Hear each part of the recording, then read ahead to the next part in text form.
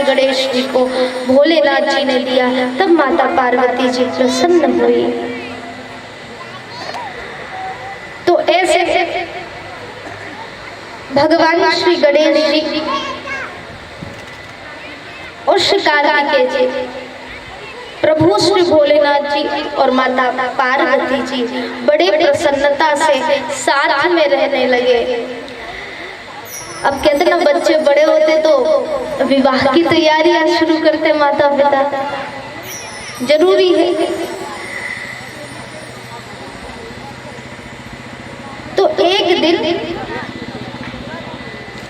ऐसे ही वार्तालाप हो रही थी, कहा कि अगर जो ब्रह्मांड की परिक्रमा करके आएगा उसे उसका विवाह कर दिया जाएगा। दोनों भाइयों में युद्ध छिड़ गया। कहा अच्छा ऐसा बात है, ठीक है।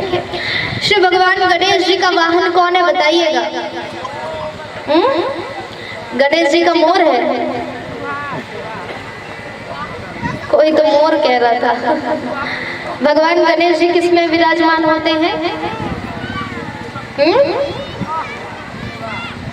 मूसक में, चूहा में। तो अब उस पर बैठ करके तो पूरे ब्रह्मांड की परिक्रमा करना संभव नहीं है महाराज।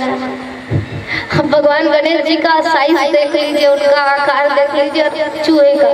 उस पर बैठ करके पूरे ब्रह्मांड की परिक्रमा लगा करके, वो भी जल्दी तेज गति से। शर्त है जो पहले परिक्रमा करके आए। तो गणेश जी से संभव रहा। और कार्तिकेय जी का वाहन, जोर से कहिए। जानते सभी है, लगता है मुझे देखते ये सही बोलती है ये गलत, ऐसा है क्या? क्या वाहन है कार्तिकेय जी का? मयूर की सवारी करते हैं। तो अगर मयूर और चूहे में रेस हो जाए तो जीतेगा कौन? कार्तिकेय जी ने बस इतना ही सुना था, मोर पर बैठे और निकल गए। जल्दी जाऊंगा तो जल्दी आऊंगा।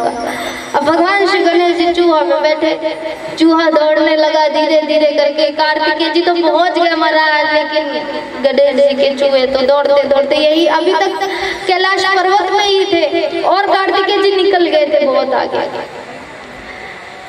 गणेश जी वापस आ गए। कहा तुम जाओ भाई, तुम ही दौड़ते रहो। और गणेश जी ने किया क्या जानते हैं? आई भगवती माँ पार्वती के पास, भगवान भोलेनाथ जी के पास, उन्हें प्रणाम किया और प्रणाम करके उन्हें ही परिक्रमा कर ली। 3 बार चक्कर लगा करके आना था। तो 3 बार भगवान श्री गणेश जी ने अपने माता पिता को हाथ जोड़ करके परिक्रमा कर ली। परिक्रमा की, प्रणाम किया, कहा मेरे लिए तो पूरा ब्रह्मांड, पूरा विश्व आप ही हैं, मेरे लिए तो पूरे तीनों लोग आप ही हैं, और मैंने परिक्रमा कर ली। भगवान भोलेनाथ जी प्रसन्न हुए, माता पार्वती जी भी प्रसन्न हुई। कहा ये बात तो सच ही है, सच है महाराज।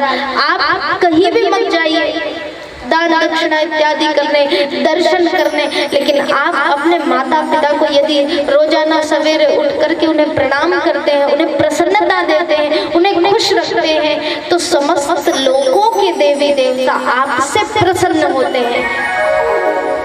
आपको मंदिर में जाकर के उन्हें दिया बत्ती करके उन्हें प्रसन्न करने की आवश्यकता नहीं। वो तो आपके भाव है कि आप जाते हैं प्रभु का दर्शन करने, लेकिन अगर आप घर में बैठे माँ पिता को प्रसन्न कर ले तो फिर प्रभु ऐसे ही प्रसन्न हो जाते हैं। देखिए ये सब बातें हम नहीं कहते हैं, ये स्वयं भगवान अपनी कथाओं से शिक्षा देते हैं। श्री गणेश जी ने भी वही किया, प्रभु श्री राम भी वही करते थे, सुबह उठ करके माता पिता को प्रणाम करते थे। तो ये हम नहीं कहते, ये स्वयं साक्षात भगवान अपनी कथाओं में बताते हैं, अपनी लीलाओं से बताते हैं। भगवान श्री गणेश जी का विवाह कर दिया गया रिद्धि सिद्धि के साथ। तब थक हार करके पहुंचे कौन? कार्तिकेय भगवान पहुंचे। कहा अच्छा यहाँ तो विवाह भी हो गया है और हम तो लेट हो गए। कार्तिकेय जी पूछने लगे कि पिताजी ये तो फिर पूरा गलत है, आपने गलत निर्णय लिया है, परिणाम तो बिल्कुल गलत है। भोलेनाथ जी ने कहा कैसे? कार्तिकेय जी ने कहा अरे भाई, कोई दो युद्ध में उतरे तब परिणाम किसी एक को मिले तो बात जचती है। यहाँ तो भाई गणेश हमारे साथ गए ही नहीं थे, रेस में हमारे साथ तो गए ही नहीं थे, तो फिर ये कैसे जीत गए? तब मैं पार्वती बताती है कि गणेश जी ने तुमसे पहले ही पृथ्वी की पूरी परिक्रमा कर ली। पृथ्वी ही नहीं, बिल्कुल पूरे ब्रह्मांड की परिक्रमा कर ली। कार्तिकेय जी ने पूछा मैया वो कैसे? तब माता ने कहा कि उन्होंने अपने माता पिता की परिक्रमा की, और जो अपने माता पिता को पूजता है भगवान के रूप में, उससे सदैव देवता प्रसन्न रहते हैं। कार्तिकेय जी ने हाथ जोड़ा, हाथ जोड़ करके स्वयं माता पिता की भी परिक्रमा किया उन्होंने। तो ऐसे प्रभु की कथा अपार है महाराज। एक बार भगवान भोलेनाथ जी माता पार्वती जी से कहने लगते हैं, पार्वती जी बड़ा सज धज के